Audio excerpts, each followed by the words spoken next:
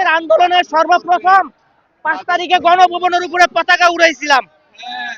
সেই 5 তারিখে এটাই আমার অনুপ্রেরণা, এটাই আমার অনুপ্রেরণা। ঈদের আজান নিছি, এটা আমি শুধু স্মৃতি হিসাবে শুধু এইখানেই নয়, এটা আমি বরিশালে নিয়ে যাবো। কোনো কিছু ভুলে যাব না। এই স্বৈরাচারের ফ্যাসিস্ট শাসন, এই স্বৈরাচার 2000 ছাত্র জনতাকে বুকের উপরে সরাসরি গুলি করে হত্যা কথা।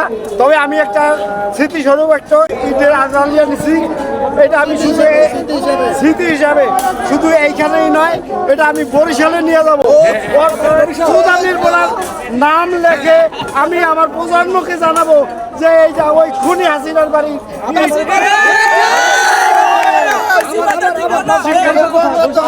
বাড়ি বরিশাল মুলাদি থানা। জি,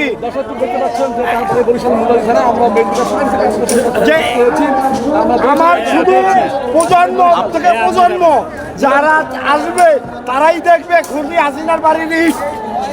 তারা এটা আমি নাম লেখে তাদেরকে জানিয়ে যাব, দেখে যাব। কাদেরকে দেখাবেন? আমার প্রজন্মদের, নতুন প্রজন্ম, প্রজন্মের পরে প্রজন্ম আসবে, তারা শুধু এটা স্মৃতি হিসাবে দেখবে। শেখ হাসিনা কি করেছে? শেখ হাসিনা ফ্যাসিস্ট, শেখ হাসিনা কি না করেছে এমন কোনো ঘটনা নাই। হ্যাঁ, কি বলবো, উনি আমাদের এই দেশ থেকে সমস্ত ঘটনা করে গেছে, পালিয়ে গেছে। যা পৃথিবীতে কত বিরল ঘটনা নাই। উনি পালাবে কেন? ওনার দোষরা কেন পালাবে? এই যে উনি ক্ষমতা থাকার জন্য 41 সালে টাইম দিছে, উনি 41 সাল করতে পারে নাই। উনি আছে এখন বর্তমানে ভারত। কেন গেল ভারতে? উনি পালাইছে, আমরা কি পালাইছি? উনি পালাইছে, উনি এই দেশের দোষী। উনি আর কখনো এই বাংলার মাটিতে আসবেন না, আসতে পারবেন না। যদি বুকে বল থাকে, সাহস থাকে, আমি অন্যায় করি নাই, তাহলে উনি চলে আসুক, এই বাংলার মাটিতে আসুক। যাক, সবাইকে ধন্যবাদ। আমি এইটা নিয়ে যাচ্ছি, এটা আমার স্মৃতিস্বরূপ। আমি আমরা এখানে যারা উপস্থিত হয়েছি তারা 5ই আগস্টের পরে আরেকবার বাঙালির যে বিজয়, এই যেই বাড়ি থেকে তার বাবা এই দেশের মানুষের উপর 71 থেকে 75 পরবর্তী দুঃশাসন চালিয়েছিল, যেখান থেকে শেখ হাসিনা এই বাড়িকে কেন্দ্র করেই তার এই রাজনীতিক কার্যক্রম চালিয়ে গেছে। বাংলাদেশে স্বৈরাচার প্রতিষ্ঠিত করেছিল। একটি রাষ্ট্রে কিভাবে মানুষের উপর স্টিম রোলার চালানো যায় এটা হাসিনা দেখিয়ে দিয়ে গেছে।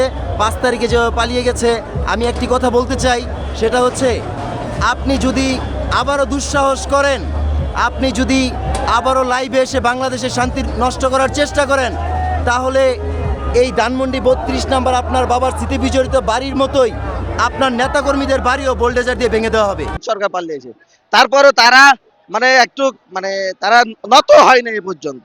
তারা আবার তাদের নেতাকর্মী উস্কানি দিচ্ছে, তারা আবার মিথ্যাচার করছে যে ছাত্র আন্দোলনে জুলাই অভ্যুত্থানে তারা কোনো ছাত্রের উপরে আঘাত করে নাই, এরকম কথা যারা বলতে পারছে, তাদের মূল যে প্রেরণা বা তার স্পৃহাটা, এটা আসছে ধানমন্ডির 32 নম্বর বাড়ি থেকে। তার পিতা 1971 সালে দেশ স্বাধীন হওয়ার পর সে বাকশাল কায়েম করেছিল, তারপর সে টিকতে পারে 15 আগস্ট তাদেরকে শেষ করে দেওয়া হয়েছে। আবার সে একই কাজ সে 2009 সাল থেকে 2024 পর্যন্ত সে করেছে। তারপর সে পালিয়ে গেছে, তারপরে এখন তারা আবার সে আগের মতো কাজ করার চেষ্টা করতেছে। তাই আমরা তাদের ধ্বংস করতেছি, কারণ এখান থেকে ফ্যাসিবাদের সকল কার্যক্রম জন্ম হয়েছে। আমরা চাই এই জায়গাটা এমন ভাবে নিশ্চিহ্ন করে দিতে, যাতে আর জীবনে কোনোদিন এই জায়গা থেকে আর কোনো ফ্যাসিবাদ, কোনো শোষণতন্ত্র, স্বৈরতন্ত্র কোনো কিছুই যাতে এখানে মাথা চাড়া দিতে না পারে। তারা বিভিন্নভাবে চাঁদাবাজি, বিভিন্নভাবে অন্যায় অপকর্ম করছে, এবং স্বৈরাচার আওয়ামী লীগকে যারা এখনো সাপোর্ট করছে, তাদের এটা একটা উচিত শিক্ষা হবে। তারপর যদি শিক্ষা গ্রহণ না করে, না আমরা বৈষম্য বিরোধী ছাত্র আন্দোলন, ইনকিলাব মঞ্চ, জাতীয় নাগরিক মঞ্চ, মুক্ত মঞ্চ, এগুলোই আমরা দেখতে পাচ্ছি। এই বৈষম্য বিরোধী ছাত্র আন্দোলনের পরে ছাত্রদের মধ্যে একটা বিভক্তি দেখতে পাচ্ছি। এখন আপনারা কি আবার সেই সকল ছাত্র কি ঐক্যবদ্ধ হয়ে গেছে? ট্যাক্সের টাকা, জনগণের টাকা, আমাদের টাকা দিয়ে সেতু করা হইলো, আমাদের টাকা দিয়ে করা হইলো, মেট্রো রেল ভাঙার সামান্য একটু নাটক দেখাইলো, দেখিয়ে বললো যে এটা 100 কোটি টাকা লাগবে ঠিক করতে, তারপরে ট্রেন চলতেছে। ষড়যন্ত্র মোকাবেলার জন্য আমাদের একটা পোস্টের মাধ্যমে আমরা সবাই চলে এসেছি, এবং আমরা এক থাকবো অবশ্যই, যাই হোক। রাষ্ট্রের 24-এর নতুন স্বাধীন আমরা 71-কেও ধারণ করি, আমরা 24-কেও ধারণ করি। আমরা কোনো কিছু ভুলে যাব না। এই স্বৈরাচারের ফ্যাসিস্ট শাসন, এই স্বৈরাচার 2000 ছাত্র জনতাকে বুকের উপরে সরাসরি গুলি করে হত্যা, এই পয়সাচার, এই নিকৃষ্ট স্বৈরাচারকে আমরা হটাইতে পেরেছি। ইনশাল্লাহ আমরা এই দেশের 1 ইঞ্চি মাটি ভারতের কাছে দখলে দিব না। আমাদের শেষ বিন্দু রক্ত দিয়ে হলে আমাদের ছাত্র জনতা আমরা সকলে এক প্ল্যাটফর্মে কাজ করবো ইনশাল্লাহ। এ দেশ আমার, এই মাটি আমার, এই পতাকা আমার, এই 24-এর স্বাধীনতা আমরা কিছুতেই ম্লান হতে দিব না। আমরা শেখ হাসিনার দোসর যারা আছে তাদেরকে এক এক করে, আমি এটা গাছ নাম বলতে পারবো না, এই উপহার হিসাবে দিছে।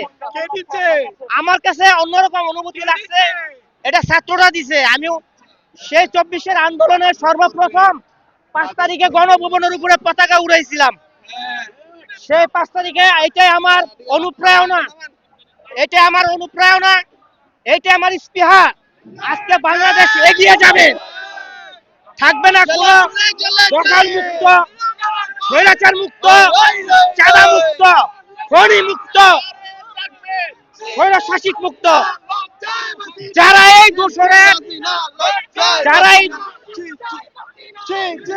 দোষরের সহদর, তাদের এক এক করে খুঁজে বের করে আমরা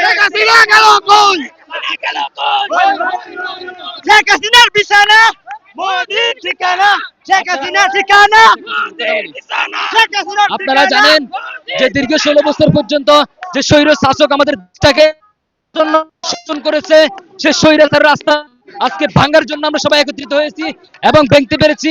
আলহামদুলিল্লাহ, এর জন্য খুশি। এবং সবাইকে আমি এটা বলতে চাই যে এখনো পর্যন্ত তাদের এই লজ্জাটা নাই যে তারা এই গণমাধ্যমে পেলে।